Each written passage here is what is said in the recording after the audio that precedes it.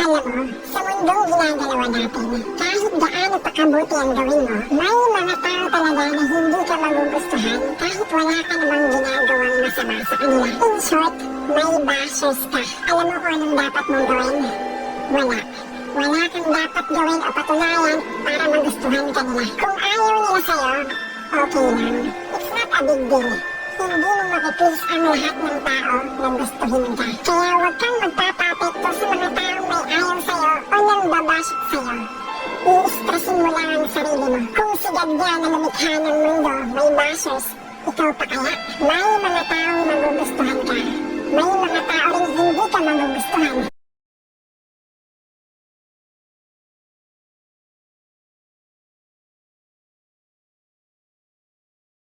Huwag kang papaapekto sa mga taong wala namang ambag sa buhay mo. Hayaan mo lang nasiraan kanila behind your back. Isipin mo na lang, isa silang polusyon sa kapaligiran.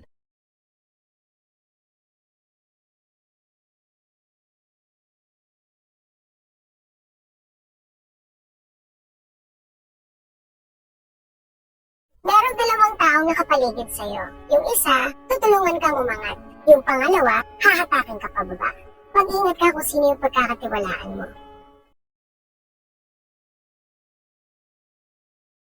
Tigilan na natin ang pagsasabi ng ang yaman ay di madadala sa langit.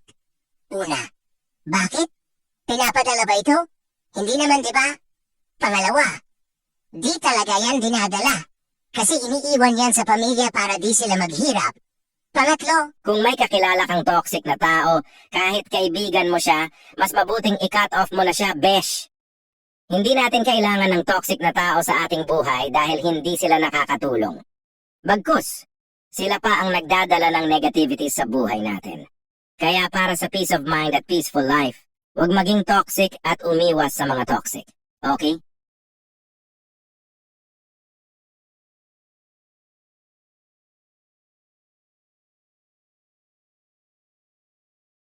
Kahit ano pa ang gawin mo, laging may masasabi sa'yo ang ibang tao.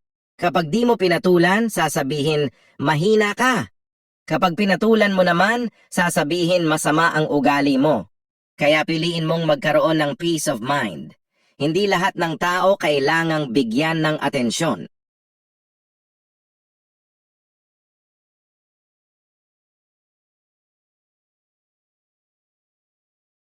Thank you for watching. See you next upload. Bye-bye. Mga toxic dyan. Hello, hello. Imot-imot muna tayo. Shout out.